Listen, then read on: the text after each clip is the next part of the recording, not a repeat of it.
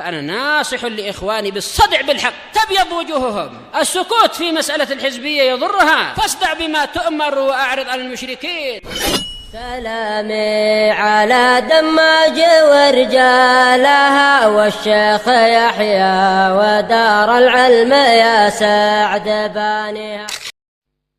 Bismillahirrahmanirrahim. Alhamdulillahirabbil alamin wassalatu wassalamu ala rasulihil amin wa ala alihi wa ashabihi ajma'in, amma ba'd. Pertemuan yang lalu kita membahas tentang definisi syirik akbar. Apa itu? Jangan sampai lupa lagi. Endak ya Abdullah Batam Kum. Apa itu syirik akbar? Taib, taswiyatu ghairillahi billah fima huwa min khasaisillah. Taib. Yang dhabit paling mudahnya sebagaimana ditegaskan oleh Nabi sallallahu alaihi wasallam bahwasanya perkara itu adalah syirik akbar apa? Iqbal.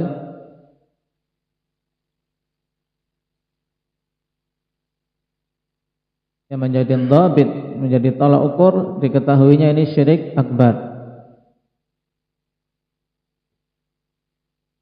Taib, anta ja'ala lillahi niddan wa huwa khalaqak. Engkau menjadikan untuk Allah Subhanahu wa taala tandingan padahal Allah lah yang telah menciptakanmu. Nah, kapan saja kita menetapkan adanya tandingan bagi Allah, baik dalam penciptaan, berarti ini syirik akbar rububiyah, atau dalam ibadah, ini syirik akbar dalam uluhiyah, atau menyamakan makhluk dari sifat-sifatnya dengan sifat-sifat Allah, ini juga syirik akbar dalam asma wa sifat. Ya. Nah, sekarang kita masuk pada anwa'us syirkil akbar, jenis-jenis syirik akbar. Yang disebutkan di sini ada 4 jenis, ikhwan. Yang kalau kita mau rinci lagi, sebenarnya 4 jenis ini masuk dalam satu jenis syirik akbar, yaitu asyirkul akbar fil uluhiyah. Nah, kenapa? Karena syirik akbar dilihat dari sisi tauhid mana yang dia batalkan, maka dibagi menjadi 3. Yaitu yang pertama syirkul akbar fir rububiyah, syirik akbar dalam rububiyah, yaitu meyakini adanya pencipta selain Allah Subhanahu wa taala. Ini maka jelas apa? Merupakan bentuk syirik akbar dalam rububiyah. Seperti yang diyakini misalnya orang-orang Konghucu atau yang lainnya yang meyakini adanya apa? Tuhan baik, Tuhan buruk, yaitu Tuhan pencipta kebaikan, Tuhan pencipta keburukan, seperti orang-orang Majusi. Nah, syirik akbar dalam rububiyah ini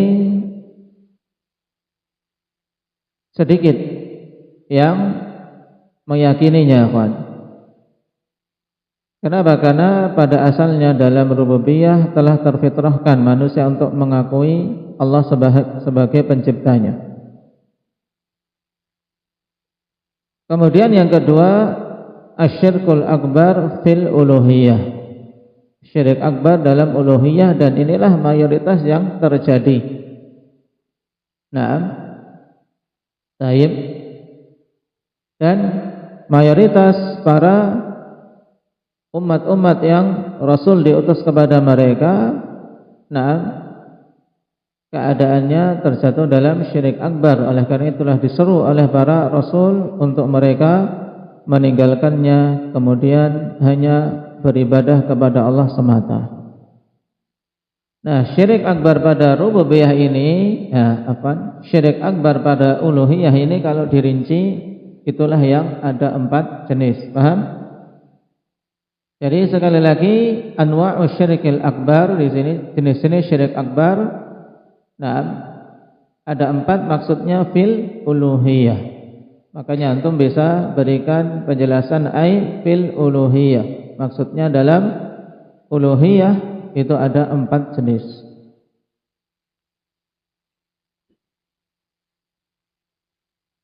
Adapun syirik akbar yang ketiga, untuk kita punya gambaran dulu, syirik akbar dalam asma wa sifat. Ya, syirik akbar dalam asma wa sifat, ikhwan, bentuknya apa? Yaitu menyerupakan sifat-sifat Allah Subhanahu wa taala dengan sifat makhluknya, atau sebaliknya menyerupakan makhluk dengan Allah Subhanahu wa taala. Nah,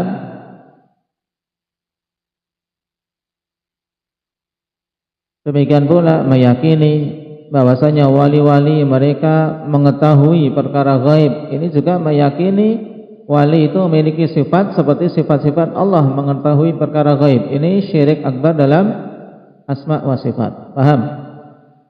Nah, kalau kita sudah punya gambaran, secara umum syirik akbar itu apa? Terbagi jadi 3, pada rububiyah, pada uluhiyah, dan pada asma wa sifat. Nah, sekarang kita lebih detail lagi terkait syirik akbar dalam uluhiyah, terbagi lagi menjadi 4 jenis. Kita baca. Al-awwal syirkud da'wah atau doa. Yang pertama adalah syirik dalam doa.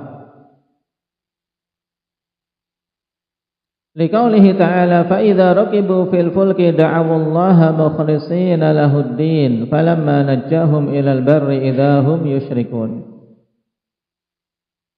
Orang-orang musyrikin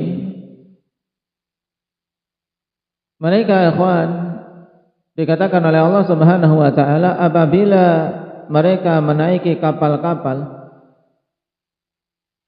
di tengah lautan terombang-ambing oleh hantaman badai, da'awallaha mukhlishina lahuddin, maka mereka berdoa kepada Allah Subhanahu wa taala dalam keadaan ikhlas semata-mata untuk Allah Subhanahu wa taala amalannya. Falamma najjahum ilal barri idahum yusyrikun, kemudian tatkala Allah Subhanahu wa taala sudah menyelamatkan mereka sampai ke daratan, tiba-tiba mereka berbuat kesyirikan. Baik, ayat ini jelas menunjukkan, ikhwan, kesyirikan orang-orang musyrikin berkaitan dengan apa? Dengan doa mereka ketika dalam kondisi terjepit berdoa ikhlas kepada Allah. Tapi ketika kondisi lapang tidak, mereka menyekutukan Allah dalam doa-doa mereka. Baik. Dan juga ayat ini menunjukkan bahwasanya orang-orang musyrikin zaman dulu masih lebih mending dibandingkan musyrikin zaman sekarang. Kenapa? Karena kalau musyrikin zaman sekarang ketika terjepit pun mereka tetap berbuat syirik. Ketika terjepit yang dipanggil Syekh Abdul Qadir Jailani, ya Syekh Abdul Qadir Jailani, aghithni, aghithni, beri pertolongan kepadaku, beri pertolongan kepadaku. Atau yang dipanggil adalah wali-wali kutubnya. Nah, padahal orang-orang musyrikin zaman dulu kalau kondisi terjepit seperti dalam kisah ini, mereka berada di tengah lautan, mereka ikhlas berdoanya hanya kepada Allah Subhanahu wa taala saja. Ini di antara hal yang menunjukkan kesyirikan di zaman kita akan lebih parah daripada kesyirikan di umat terdahulu. Kemudian yang kedua, syirkun niyati wal iradati wal qasdi, syirik dalam niatan dan keinginan serta maksud-maksud perbuatan. Liqaulihi ta'ala man kana yuridul hayatad dunya wa zinataha nuwaffi ilaihim a'malahum fiha wa hum fiha la yubkhasun. Ulaika alladziina laysa lahum fil akhirati illa an-nar wa habita ma sana'u fiha wa batilum ma kanu ya'malun.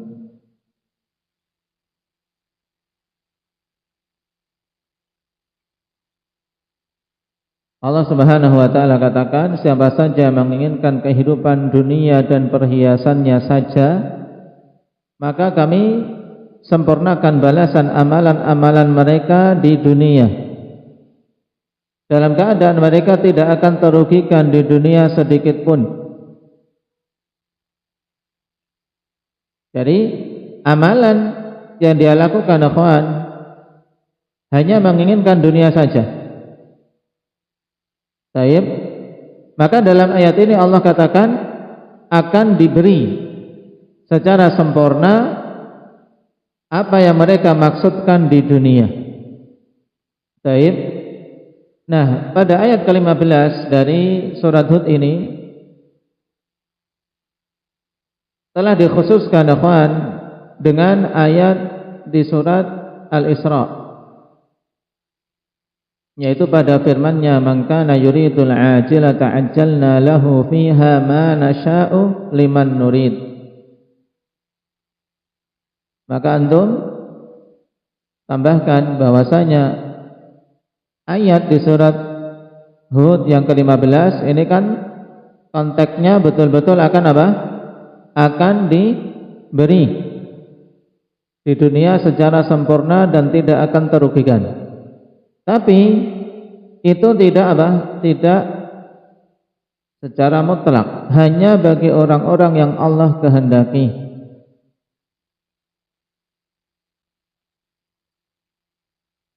Baik.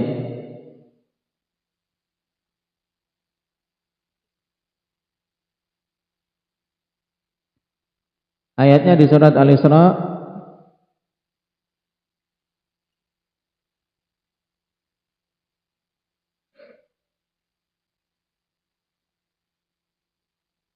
ayat yang ke-18 itu dicatatkan. Dan Allah Subhanahu wa taala di Al-Isra ayat 18 mengatakan, "Man kana yuridul ajilah ajjalna lahu fiha ma nasha'u liman nurid." Siapa saja menginginkan pahala yang disegerakan di dunia, maka kami segerakan pahalanya di dunia sesuai dengan apa yang kami kehendaki bagi orang yang kami inginkan. Ini menunjukkan jika Allah tidak menginginkan, dapat tidak di dunia? Tidak dapat, paham? Jadi, nah, apa yang disebutkan dalam ayat yang ke-15 ikhwan ini telah apa? Telah dikhususkan dengan ayat yang ke-18 dari surat Al-Isra, yaitu bagi siapa saja yang Allah kehendaki. Berarti di sana ada orang yang niatannya dapat dunia dengan amalan-amalannya, tapi juga tidak dapat. Paham? Sudah susah payah beramal, niatannya dunia, masih tidak dapat dunia. Di akhirat juga tidak dapat apa-apa. Ini kerugian yang luar biasa. Ulaikal ladzina laisa lahum fil akhirati illan nar. Mereka ini adalah orang-orang yang tidak mendapatkan atau tidak memiliki bagian sedikit pun di akhirat kecuali neraka. Wa habita ma sana'u fiha, dan terhapuslah apa yang telah mereka perbuat di dunia. Wa batilum ma kanu ya'malun, dan sia-sia, hilang apa yang dulu telah mereka amalkan. Gara-gara apa? Gara-gara niatannya syirik. Harusnya niatannya untuk mendapatkan ridha Allah Subhanahu wa taala saja, akan tapi dia niatannya hanya untuk dunia. Nah, ini jelas adalah apa? Syirkun niyah wal iradah wal qasd, yang masuk kategori syirik akbar. Baik.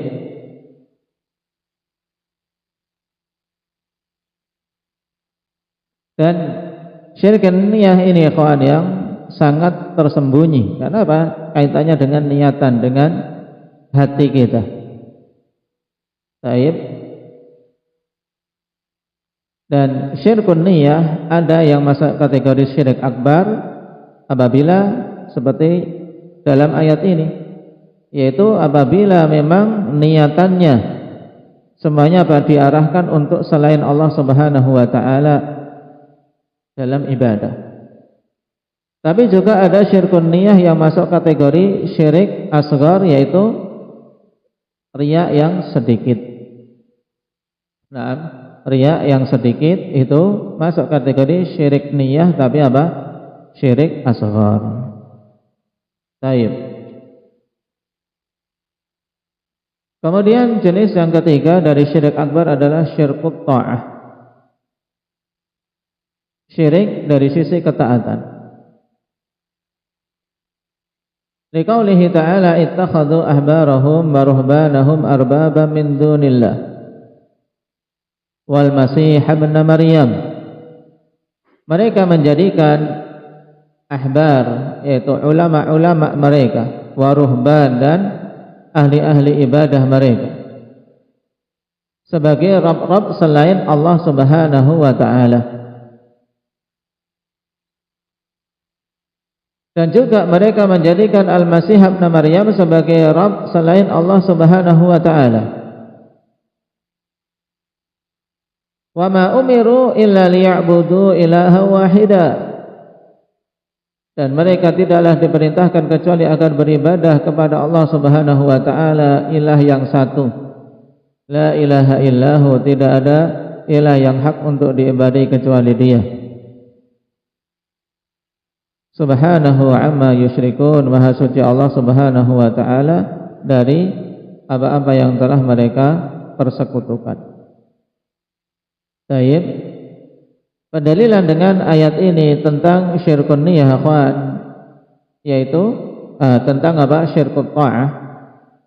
Pendalilan dengan ayat ini tentang syirkut ta'ah dikarenakan orang-orang Yahudi maupun Nasrani, akhwan, yang Allah katakan ittakhadhu ahbarahum wa ruhbanahum.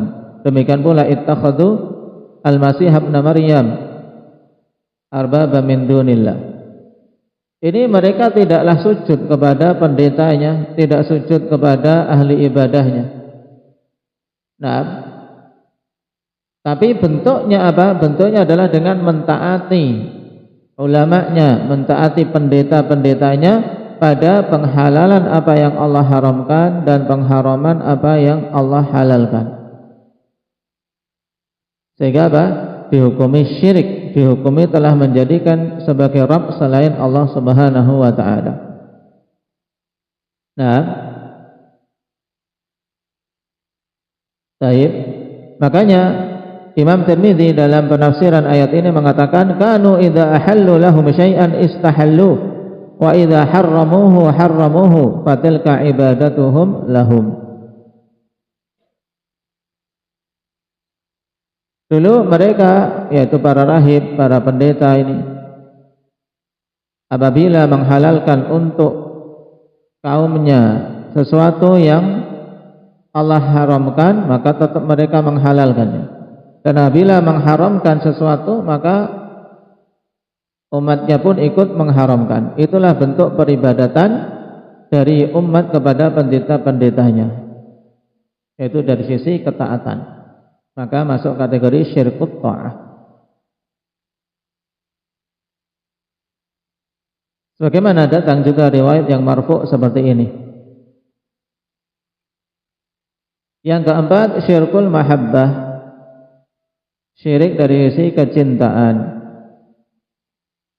di mana seseorang mencintai selain Allah seperti mencintai Allah atau lebih, di mana dia kemudian mentaati selain Allah dan mengedepankan selain Allah di atas perintah Allah Subhanahu wa ta'ala. Seperti kondisi apa? Para penyembah kubur, Taib. Mereka mencintai wali-walinya melebihi apa? Kecintaan kepada Allah Subhanahu wa ta'ala.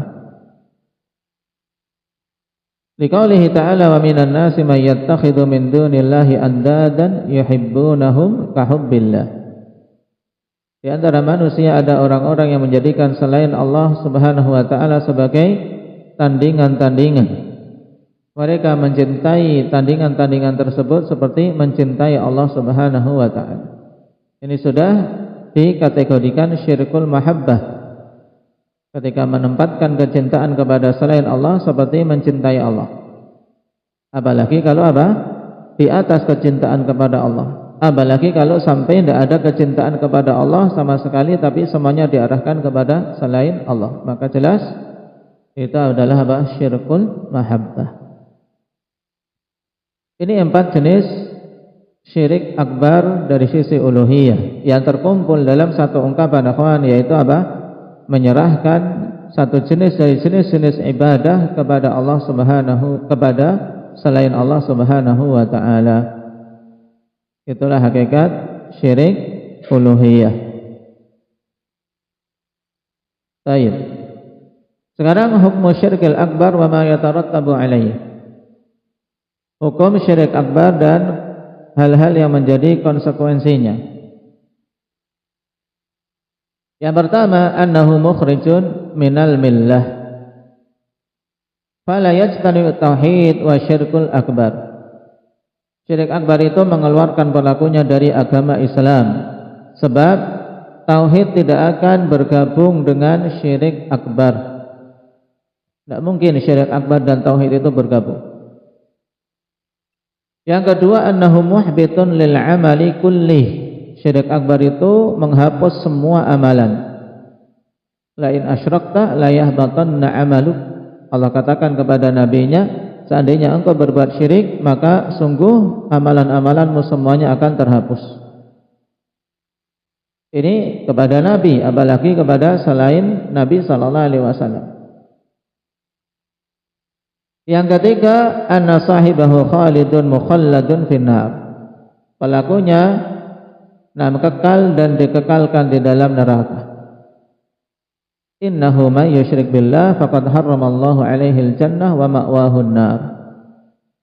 Sesungguhnya siapa saja menyekutukan Allah, maka Allah telah haramkan atasnya masuk ke dalam surga dan tempat kembalinya adalah neraka. Yang keempat, asyirkul akbar la yughfaru illa bit-taubah.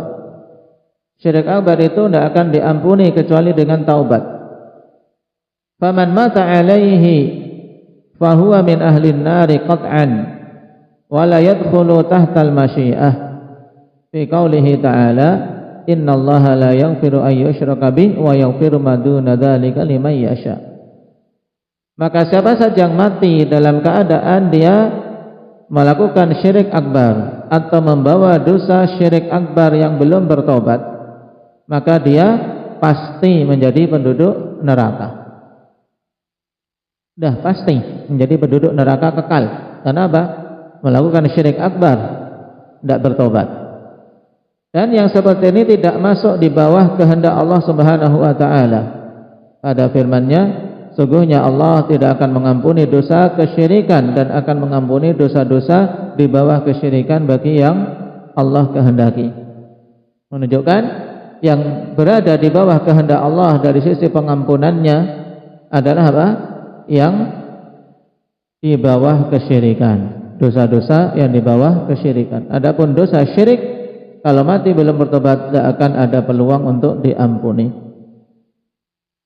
Yang kelima, sahibu syirkil akbar yustabahu damuhu wa maluh.